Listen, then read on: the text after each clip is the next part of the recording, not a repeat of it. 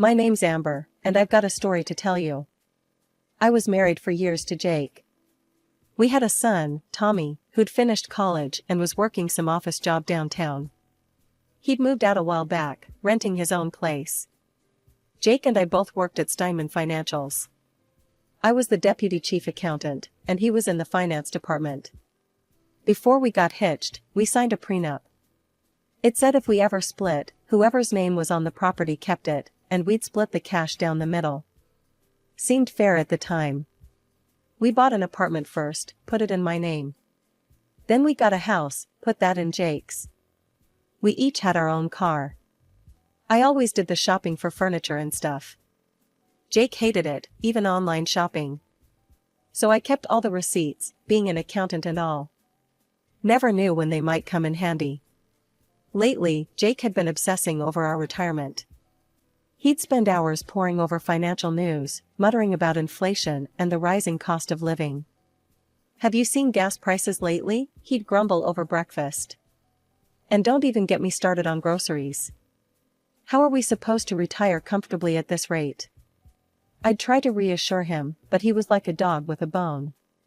He'd research get-rich-quick schemes, always looking for that magic bullet. One day, he came home excited about day trading. "Amber, I think I found our ticket," he said, waving his tablet at me. "Look at these stock charts. If we play it right, we could double our money in no time."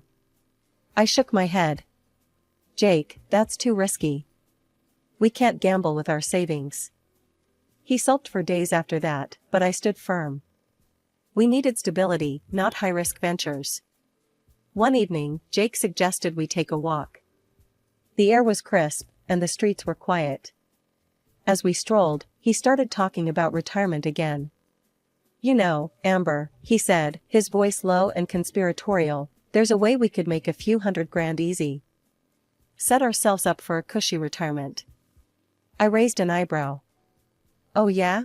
How's that?" He leaned in closer. "We could siphon some money from the company accounts. I can set up the transfers in finance, make 'em look legit.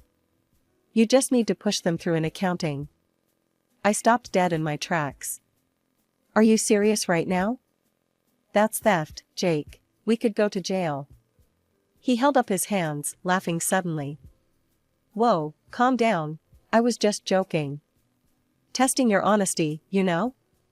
I relaxed a bit, but something felt off. "That's not funny, Jake. Don't joke about stuff like that." Sorry, he said, still chuckling. "Come on, let's head back." We walked home in silence, but I couldn't shake the uneasy feeling in my gut. Something had changed, but I couldn't put my finger on what. Life went on as usual after that night, but something had shifted. I couldn't put my finger on it, but Jake seemed different. More distant, maybe. I tried to brush it off as stress from work. One day, our chief accountant quit unexpectedly. The company wasted no time in hiring a replacement. Her name was Vivian, and she waltzed into our office like she owned the place. Young, beautiful, and oozing confidence, she made quite an entrance. "Listen up, everyone," she announced on her first day. "Things are going to change around here. I expect nothing but the best from my team." Her eyes lingered on me a bit too long, and I felt a chill run down my spine. Something told me she wasn't happy about having me as her deputy. I was right. Over the next few weeks, Vivian made my life hell. She'd criticize my work constantly, making me redo reports multiple times for the tiniest errors. A few days later, during a management meeting, I noticed a glaring error in Vivian's calculations. I hesitated, not wanting to embarrass her, but my sense of duty won out. "Excuse me," I said, my voice shaky. "I think there's a mistake in these numbers. The quarterly projections. They don't add up." The company director, Mr. Steinman, leaned forward. "Is this true, Vivian?" Vivian's face turned beet red. She snatched the report from me, scanned it quickly, then forced a smile. "It seems there was a small oversight. Thank you, Amber, for catching that." The words dripped with venom. As soon as the meeting ended, she cornered me in her office. "Listen here, you old hag," she snarled, all pretense of professionalism gone. "I don't care how long you've been here. I'm in charge now, and I'm going to make your life miserable until you quit." I stood my ground. "I won't quit. I've done nothing wrong." She laughed, a cold, harsh sound. "We'll see about that. You're on thin ice, Amber. One wrong move, and you're out." As I left her office, I felt a mix of fear and determination. I'd worked too hard to let some young upstart push me out. The next few weeks were a nightmare. Vivian seemed to be on a personal mission to make my life miserable. She'd pile work on my desk minutes before I was supposed to leave, criticize every little thing I did, and make snide comments in front of the whole team. I tried to keep my head down and do my job, but it was getting harder every day. Jake wasn't much help either. He'd come home late, barely talk during dinner, and spend most of his time glued to his phone. One particularly rough day, I decided to stay late to finish up some reports. The office was quiet, most people had gone home. As I was about to leave, I heard voices coming from Vivian's office. Curiosity got the better of me, and I crept closer to listen. "Everything's going according to plan," I heard Vivian say. "That old bag won't know what hit her." A man's voice responded, but it was too low for me to make out the words. My heart was pounding so loud I was sure they'd hear it. Just then, the door started to open. I bolted, nearly dropping my purse in my haste to get to the elevator. As the doors closed, I caught a glimpse of a man leaving Vivian's office. I couldn't see his face, but something about his build seemed familiar. That night, I tossed and turned, unable to sleep. Who was Vivian talking to? What were they planning? And why did that man seem familiar? The next morning, I was called into Mr. Steinman's office. My stomach dropped as I saw Vivian standing there, a triumphant smirk on her face. "Amber," Mr. Steinman began, his voice grave. "I'm afraid we have to let you go." I felt like I'd been punched in the gut. "What? Why?" "Vivian has brought some concerns to my attention," he said, not meeting my eyes. "She feels you're not performing up to our standards." I tried to argue, to explain how Vivian had been treating me unfairly, how she could be harming the company. But Mr. Steinman wouldn't budge. "Vivian comes highly recommended," he said. "A good friend of mine vouched for her. I trust his judgment." As I stood there, shell-shocked, Mr. Steinman's expression softened slightly. "Look, Amber. I appreciate your years of service. I'll make sure you get the maximum possible bonus. It's usually reserved for upper management, but I think you've earned it." I nodded numbly, barely hearing his words. As I turned to leave, Vivian's voice stopped me. "Don't forget to clear out your desk," she said sweetly.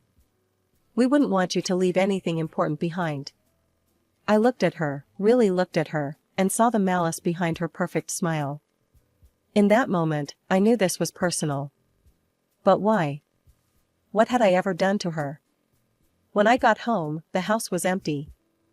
I called Jake, but it went straight to voicemail. I left a message, my voice breaking as I explained what had happened. As I sat on our couch, staring at the walls, I felt lost. My job had been such a big part of my identity. Who was I without it? The next few months were a whirlwind. At first, I tried to enjoy my unexpected vacation. I threw myself into home projects, finally tackling that renovation I'd been putting off for years. One evening, as I was putting the finishing touches on our newly renovated living room, Jake came home with a gleam in his eye. "Amber," he said, excitement clear in his voice, "I've got an idea. Let's buy a new house." I blinked at him, paintbrush still in hand. "What? We just finished renovating this one." He waved dismissively. "Yeah, but think about it.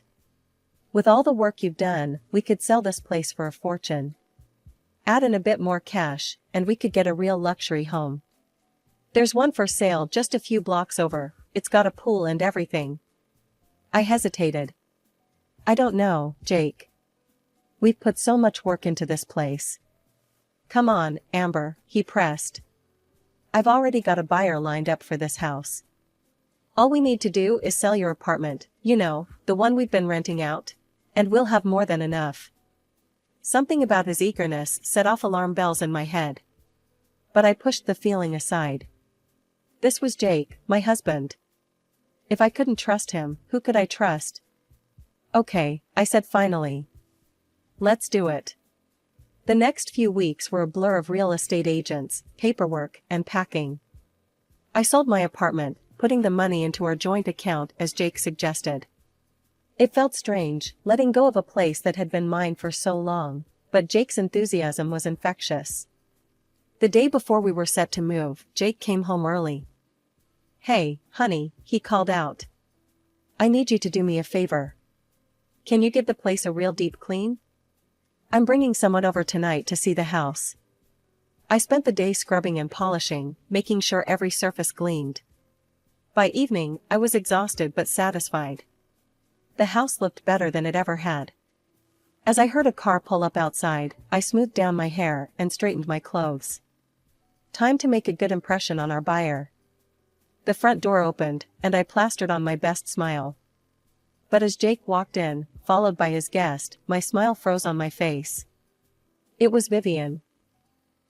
She sauntered in, her eyes roaming over the house with a proprietary air. Then her gaze landed on me, and a slow, cruel smile spread across her face. Well, she drawled. Looks like the maid service has already been here.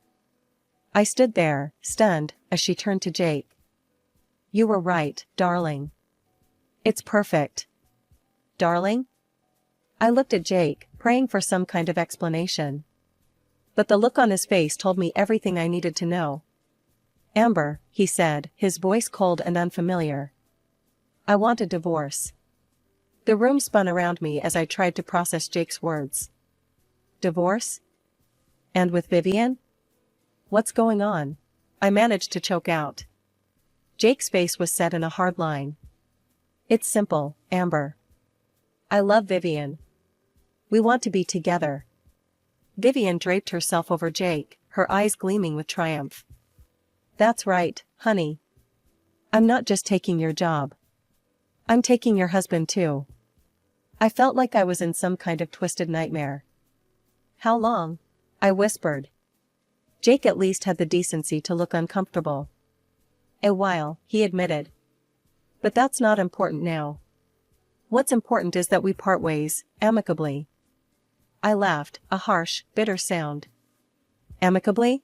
You've been cheating on me, and you want amicable? He held up his hands. Look, I'm trying to be fair here. We'll split all the money in the joint accounts 50-50, just like the prenup says. I'll keep the house, since it's in my name. Clean break. My mind was reeling, but something clicked into place. The apartment sale, the rush to move, it had all been part of their plan. You manipulated me, I said, my voice growing stronger. You made me sell my apartment so you could get your hands on more cash. Jake shrugged, not even bothering to deny it. It's just business, Amber. Nothing personal. I saw red. Nothing personal? This is my life you're destroying. Vivian laughed, a cold, cruel sound. Oh, honey. Your life was already over. You're just too pathetic to realize it. I took a deep breath, forcing myself to calm down. Fine, I said, my voice steady. I'll go. But I'm taking what's mine. Jake looked relieved. Sure, whatever. Just be out by morning. I nodded, then turned and walked calmly to the phone. Jake and Vivian watched, puzzled, as I dialed. Hello, Speedy Movers? I need a team here first thing in the morning. Yes, it's a full house move. Jake's face darkened. What are you doing? I smiled, a cold, hard smile that felt foreign on my face. I'm taking what's mine, Jake. Every single thing I bought for this house. Hope you and your mistress enjoy your empty love nest. The look of shock on their faces was almost worth the pain of the past few hours. Almost. As I headed upstairs to pack my personal belongings, I heard them arguing in fierce whispers. Let them fight, I thought. I had work to do. I spent the night sorting through papers, gathering every receipt I'd saved over the years. By morning, I had a clear inventory of everything that legally belonged to me. When the movers arrived, Jake tried to stop them, yelling about the prenup. But I calmly showed them the receipts and the clause in our agreement stating that individually purchased items remained the property of the buyer. Item by item, the house was emptied. Furniture, appliances, even the food in the fridge, all loaded into the moving van. Jake and Vivian watched in horrified silence as their perfect plan crumbled around them. As the last box was loaded, I turned to face them one last time. Jake looked shell-shocked, while Vivian's face was contorted with rage. "Enjoy your new life," I said, my voice dripping with sarcasm. "I'm sure it'll be everything you dreamed of." The next few days were a blur of activity. I rented a small storage unit for my belongings and checked into a modest hotel. My mind was racing, trying to process everything that had happened and figure out my next move. On the second day, I received a call from a number I didn't recognize. It was a lawyer, representing Jake. "Mrs. Thompson," he said, his voice cold and professional, "I'm calling to inform you that your actions regarding the removal of property from your marital home were illegal. My client demands the immediate return of all items." I laughed, surprising even myself with how steady my voice was. "I don't think so. Everything I took, I purchased. I have the receipts to prove it." The lawyer paused, clearly not expecting this response. "Nevertheless, the prenuptial agreement. The prenup states that individually purchased items remain the property of the buyer," I interrupted. "You're welcome to review it. Now, if you'll excuse me, I have my own legal matters to attend to." I hung up, my heart pounding. I knew this was far from over, but I felt a small thrill of victory. For once, I was fighting back. That evening, I called my son, Tommy. I hadn't told him about the divorce yet, and my heart ached at the thought of breaking the news. "Mom," he answered, his voice concerned. "Is everything okay?" I'd been trying to reach Dad, but he's not answering. I took a deep breath. "Tommy, there's something I need to tell you. Your father and I, we're getting a divorce." There was a long silence on the other end. "Then, what? Why? What happened?" I explained as best I could, trying to keep the bitterness out of my voice, for Tommy's sake. When I finished, he was quiet for a long moment. "I'm so sorry, Mom," he finally said, his voice thick with emotion. "What can I do? Do you need a place to stay?" I smiled, grateful for his support. "No, honey, I'm okay for now. But there is something you could do for me." I explained my plan, feeling a twinge of guilt for involving Tommy. But I needed someone I could trust completely, and who better than my own son? Tommy agreed without hesitation. "I'll do whatever you need, Mom." "Dad, he's made his choice. I'm on your side." As I hung up, I felt a mix of emotions.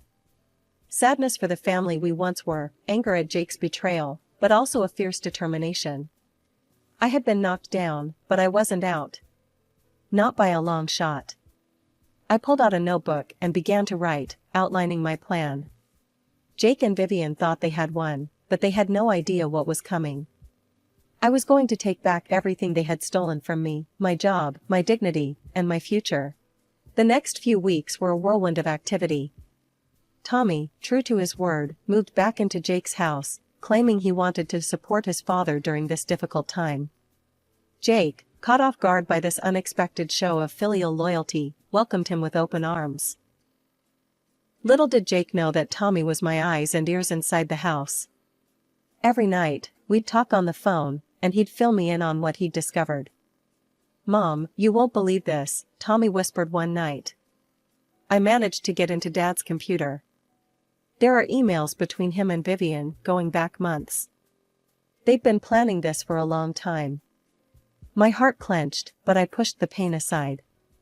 "What else did you find?" Tommy's voice dropped even lower. "There are some weird financial documents. I don't understand most of it, but it looks shady." I felt a spark of hope. This could be the break I needed. "Can you make copies?" "Already done," Tommy said. I'll drop them off at your hotel tomorrow." True to his word, Tommy delivered a USB drive filled with documents the next day. As I pored over the files, my accountant's brain kicked into high gear. The more I read, the more my suspicions grew. There were discrepancies in the company's financial reports, money moving between accounts that shouldn't exist. And at the center of it all were Jake and Vivian's names. I remembered Jake's joke about embezzling money from the company. It seemed it wasn't a joke after all. Armed with this information, I knew it was time to make my move. I called my lawyer, explaining what I had found. "This is serious, Amber," he said, his voice grave. "If what you're saying is true, we're looking at major fraud. But we need more concrete evidence." I nodded, even though he couldn't see me. "I understand. What do you suggest?" "We need to get the company involved," he said. "If we can prove that Jake and Vivian have been stealing from Steinman Financials, it could change everything in your divorce proceedings." The next day, I marched into Steinman Financials, my head held high. As I walked through the familiar corridors, I could feel the stares of my former colleagues. Some looked sympathetic, others curious, but I ignored them all. I knocked on Mr. Steinman's door, my heart pounding. "Come in," his voice called out. As I stepped into his office, his eyes widened in surprise. "Amber, what are you doing here?" I took a deep breath. "Mr. Steinman, I need to talk to you. It's about Jake and Vivian. And it's about your company." For the next hour, I laid out everything I had discovered. The suspicious transfers, the hidden accounts, the discrepancies in the reports. Mr. Steinman's face grew increasingly pale as I spoke. When I finished, he was silent for a long moment. Then he reached for his phone. "Get me the head of security and our legal team. Now." He looked back at me, his expression a mix of anger and gratitude. "Amber, I owe you an apology. And a thank you. If what you're saying is true, you may have saved this company from disaster." The next few days were a whirlwind of activity at Steinman Financials. Mr. Steinman, acting on the information I'd provided, ordered an urgent audit of the company's accounts. The results were shocking, even to me. The auditors confirmed what I'd suspected: money was indeed being siphoned from the company's accounts to unknown destinations. The total amount stolen was staggering, approximately $400,000. I felt sick to my stomach thinking about how long this must have been going on right under my nose. A large-scale investigation followed, involving not just the company's internal team but also external forensic accountants and law enforcement. As the evidence mounted, there was no doubt left: Jake and Vivian were guilty of extensive fraud. I watched from the sidelines as their world came crashing down. Police officers arrived at the office one morning, leading both Jake and Vivian away in handcuffs. Their property and accounts were seized, and a criminal case was opened for economic crimes. Despite the satisfaction of seeing justice served, the aftermath was messy and painful. Because of the prenuptial agreement we'd signed years ago, I couldn't reclaim the money from the apartment I'd sold. Instead, those funds, along with our other joint accounts, were split equally between us. The house, being in Jake's name, remained his property. However, my lawyer fought hard, and we managed to secure some victories. I received financial compensation from Jake amounting to 50% of our house's value, plus lifelong alimony. It wasn't everything I'd hoped for, but it was something. But I wasn't done. I went after Vivian too, demanding compensation for the trauma and financial loss I'd suffered due to her actions.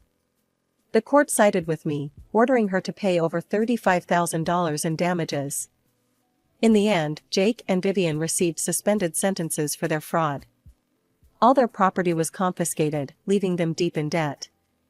The court also barred them from holding any senior positions in the future. Their careers, like their reputations, were in tatters. As I left the courthouse after the final hearing, I felt a mix of emotions: relief, sadness, anger, but also hope.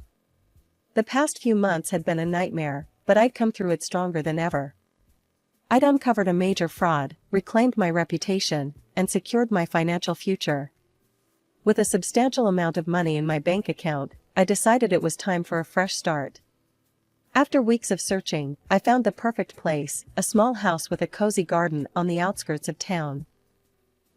It was nothing like the lavish home I'd shared with Jake, but as I stood on the porch, looking out at the neat rows of flowers and vegetables, I felt a sense of peace I hadn't experienced in years.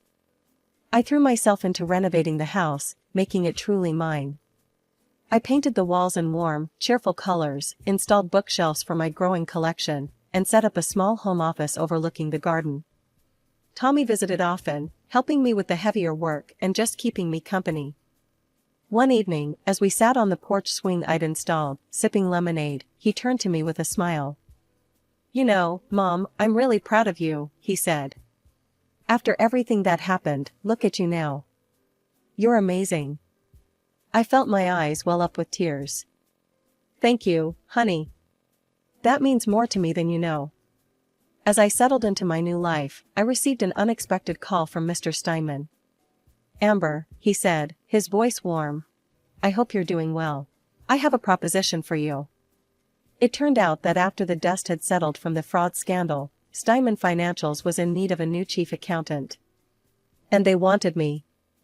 "Your work in uncovering the fraud was exemplary," Mr. Steinman said. "We need someone with your skills and integrity. Plus, there's a substantial bonus in it for you, as a thank you for saving the company from ruin." I was speechless. After a moment, I found my voice. "Mr. Steinman, I don't know what to say." "Thank you. I'd be honored." My first day back at the office was surreal. As I walked through the doors, not as a disgraced former employee, but as the new chief accountant, I held my head high. My former colleagues greeted me with smiles and congratulations. Mr. Steinman met me in the lobby, a broad smile on his face. To my surprise, he pulled me into a hug. "Welcome back, Amber," he said, his voice thick with emotion. "We're lucky to have you." As I settled into my new role, I felt a sense of satisfaction I hadn't experienced in years. I was doing work I loved, surrounded by people who respected me. The financial bonus was generous, allowing me to pay off my new house and set aside a nest egg for the future. In the evenings, I'd return to my little house, tend to my garden, and relax on the porch swing. Sometimes Tommy would join me, other times I'd enjoy the solitude. I started taking classes at the local community college, art, literature, even a cooking course. For the first time in years, I was focusing on my own growth and happiness.